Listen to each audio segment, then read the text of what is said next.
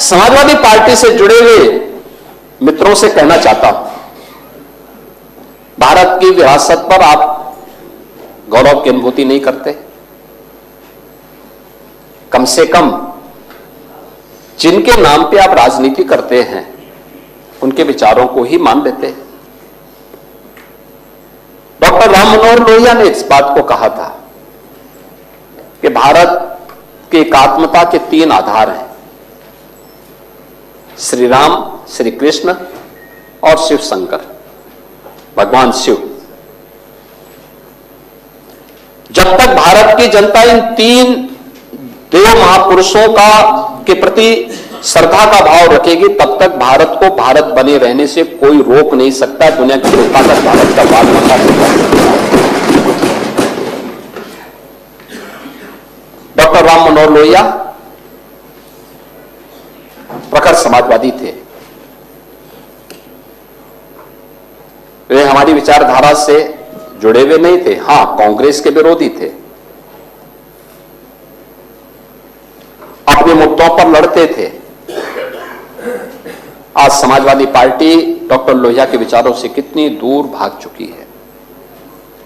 आज राम को, कृष्ण को, शिव की परंपरा को, भारत की विरासत को कोसना यह समाजवादी पार्टी का मानो जीवन का उद्देश्य हो गया। और दुर्भाग्य है कि उन्होंने आदर्श किसको माना है? यानी औरंगजेब को। औरंगजेब को ये लोग अपना आदर्श मान रहे हैं। औरंगजेब का पिता शाहजहां अपनी जीवनी में लिखता है, अपनी आत्मकथा में लिखता है कि खुदा करे कि ऐसा कमबख्त किसी को पैदा ना हो। उसने आगरा के किले में अपने बाप को कैद करके रखा, एक एक बूंद पानी के लिए तरसाया। और अगर इनको औरंगजेब पर गौरव की अनुभूति होती है तो ये लोग कम से कम पटना की खुदाबख्त लाइब्रेरी में जाकर के एक बार शाहजहां की ही जीवनी को पढ़ लें, देख लें, उसकी पीड़ा को देखें। हां, जिनका आज औरंगजेब जैसा है वे लोग औरंगजेब पर गौरव की अनुभूति करें, लेकिन भारत को कम से कम इस पर न करें। और समाजवादी पार्टी को इसका जवाब देना चाहिए। भारत की आस्था पर प्रहार करने वाला दुर्दांत, धर्मांत, क्रूर शासक, उसको समाजवादी पार्टी आदर्श मानती है। जो भारत को रोकने के लिए आया था, जजिया कर लगा रहा था, भारत का इस्लामीकरण कर रहा था, कोई सभ्य मुसलमान भी अपने पुत्र का नाम औरंगजेब नहीं रखता, क्योंकि इसे मालूम है यथा नाम तथा काम।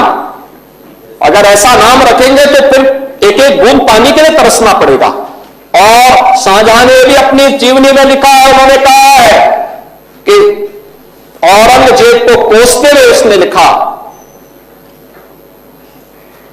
कि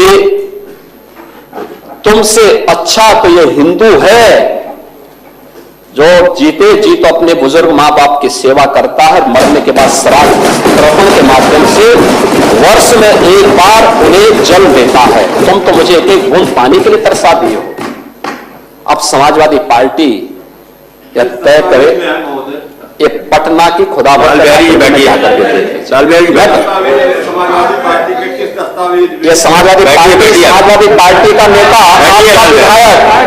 आपका विधायक घोषणा करो ना, उस कमबख्त को निकालो पार्टी से और उसको एक बार यूपी भेज दीजिए, बाकी उपचार हम अपने आप करवा लेंगे।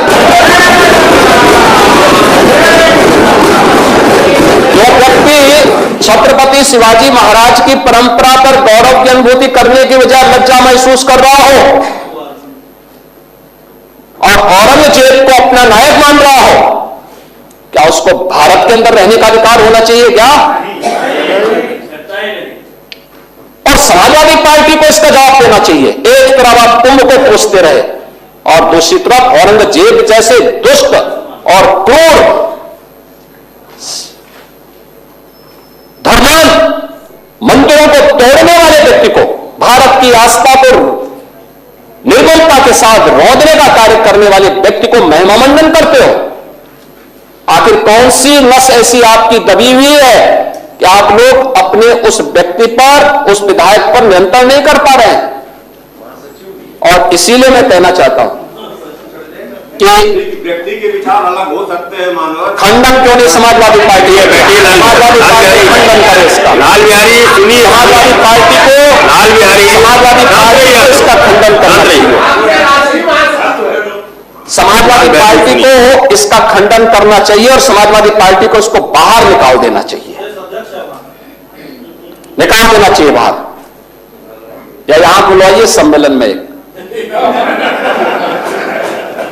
उत्तर प्रदेश तो ऐसे लोगों का उपचार करने में बहुत देरी नहीं करता है।